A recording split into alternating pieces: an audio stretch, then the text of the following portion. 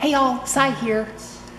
Becky's over and we are making a little tiny welcome sign that stands up for her business.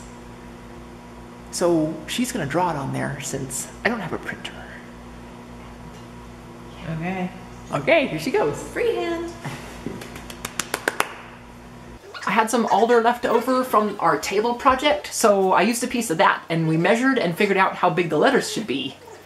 Becky worked on drawing them while I changed to my bandsaw blade. The husbands were outside working on moving dirt, so we had all weekend to make this sign. What's up? Not liking it? No, I think we need to do something different with the O, because the O is the screw head. Okay. It needs to be different. It needs to be the screw. So if I can't connect the O to the C, but I don't want a thing at the bottom connecting them. So okay. What if we did the O separately? I think that we could, and what if I made it? What if we made it into like an actual screw? That's perfect. Let's make it into a screw. Okay, I'll work on that. Okay. Awesome.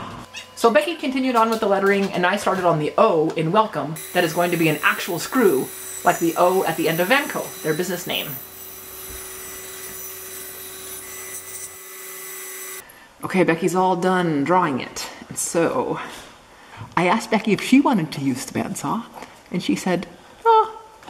I actually said, no, I want this to look good. So yikes. No pressure there. So this cut like butter using this brand new bandsaw blade.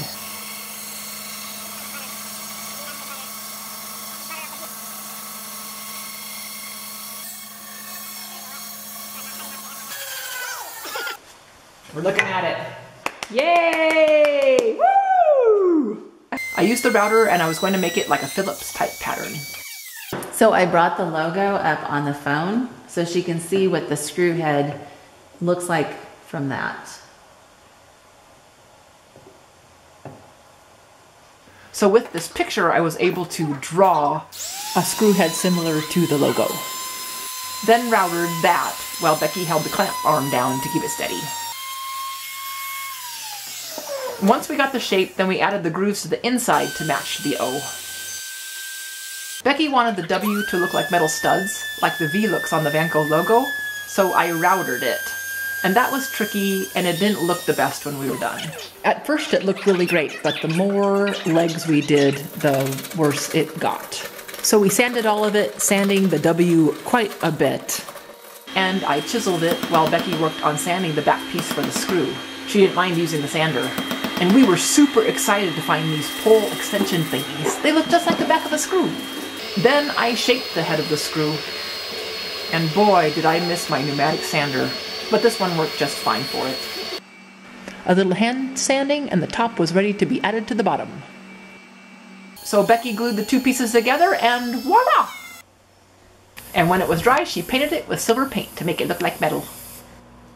So we were done for the day and we liked it, except for that spot right there.